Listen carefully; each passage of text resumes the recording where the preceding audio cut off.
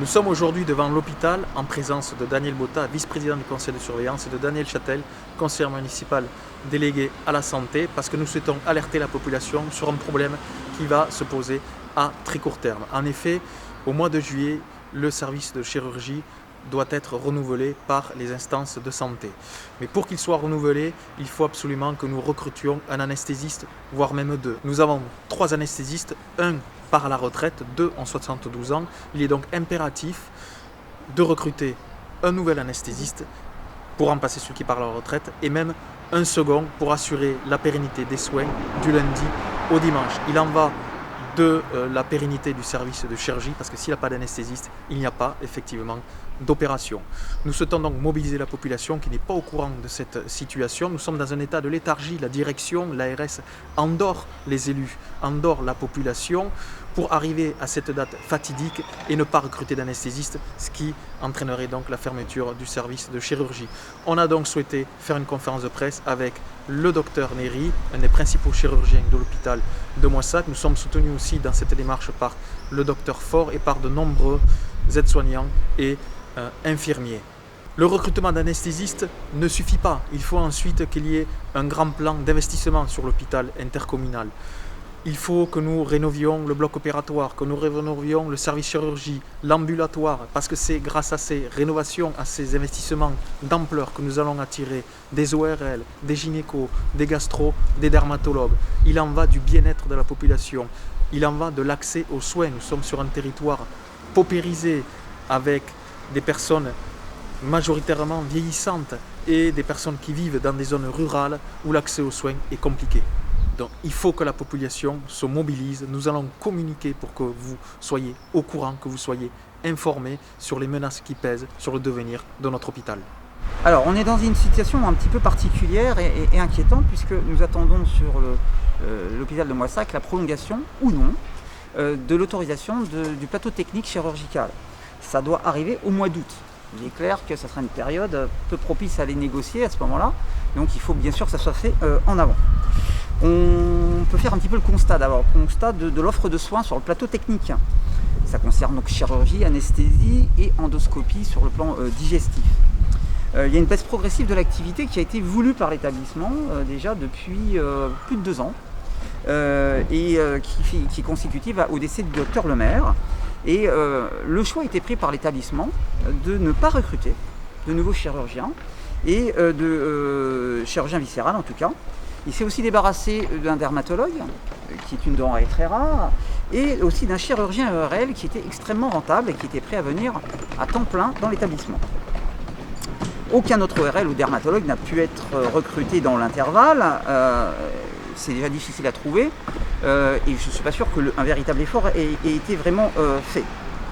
Actuellement, il y a aussi un énorme problème avec les anesthésistes, ce qui nous interpelle à très court terme, puisqu'un de nos 3 anesthésistes part à la fin du mois de mai, c'est-à-dire demain, et que nous n'avons à ce jour aucune communication sur la suite de l'anesthésie à partir de fin mai, début juin, en termes de pérennité. Nous avons aussi 2 anesthésistes qui sont vieillissants et pour qui il pourrait ne pas y avoir de renouvellement compte tenu de leur âge, même si théoriquement le directeur est complètement libre pour recruter au-delà d'un certain âge, à condition bien sûr que les anesthésistes soient valides, ce qui est le cas. Ce sont d'ailleurs de très bons anesthésistes. On a vu que la collaboration territoriale en chirurgie viscérale qui a été organisée ne marche pas du tout. Alors c'est pas pour jeter la pierre aux collègues, mais c'est qu'il faut être présent tout le temps, qu'il y ait une permanence des soins. Or, il n'y a plus du tout d'activité viscérale le week-end. Et si on prend la liste de présence, il y a un chirurgien viscéral 15 jours sur 2 par mois. Et ça, on peut le retrouver sur, bien évidemment, tous les mois passés. Ce n'est pas ponctuel, c'est quelque chose de constant. Et très clair, donc, que la proposition dans le territoire a été complètement mise à la baisse. Et évidemment, avec un recrutement extrêmement faible.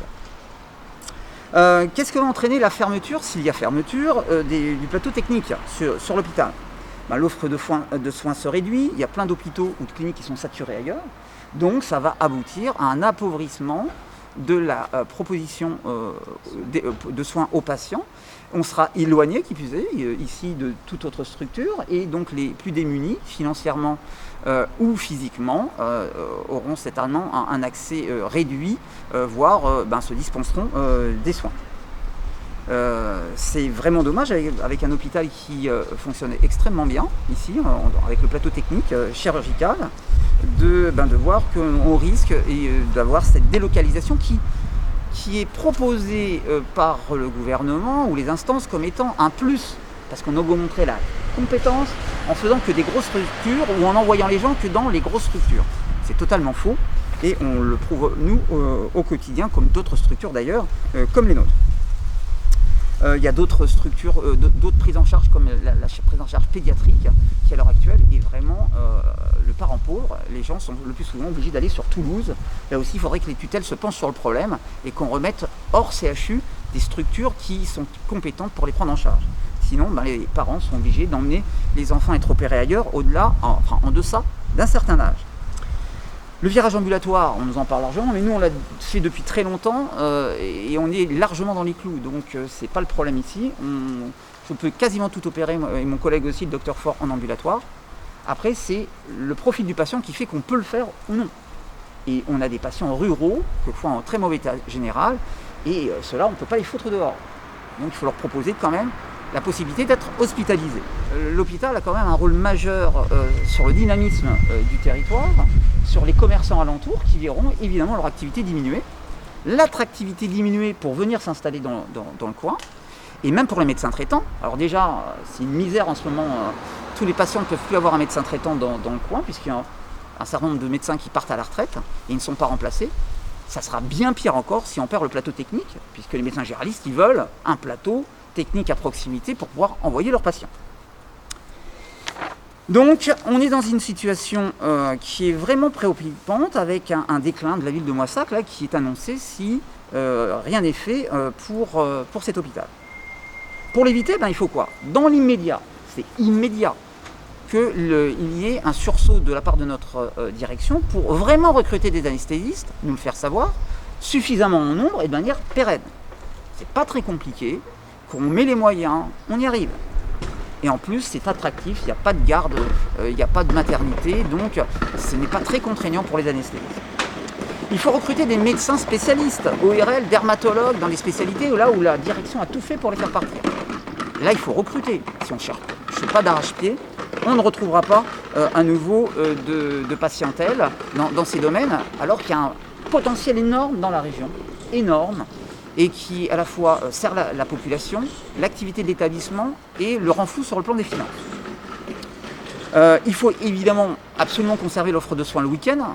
Alors il n'y a plus que l'orthopédie qui le permet maintenant, mais il ne faudrait surtout pas supprimer les astreintes de week-end en orthopédie, traumatologie, parce qu'alors là aussi ça serait une catastrophe en termes de fonctionnement dans l'hôpital. Donc on a un bassin de plus de 85 000 habitants. Ça justifie pleinement qu'il y ait ou non un jour un gros hôpital fait pour Montauban. Ce serait peut-être une bonne chose, un hôpital départemental. Mais il faut mailler le territoire. On l'a vu avec la crise Covid, on l'a vu, la population augmente. Et les gros hôpitaux à eux seuls ne pourront jamais complètement traiter toutes les populations et apporter un soin de proximité, de qualité. Donc, c'est à la population un petit peu de se manifester, de se mobiliser pour faire savoir qu'elle veut que cet hôpital tienne. Et ça concerne pas seulement Moissac, pas seulement Castelsarrasin, c'est tout le bassin qui risque d'en pâtir et d'en souffrir. Donc voilà, il faut que les gens aient des informations correctes, réelles, et qui ne soient pas endormis et avec des propositions qui sont des leurs quand on veut les envoyer très à distance de chez eux.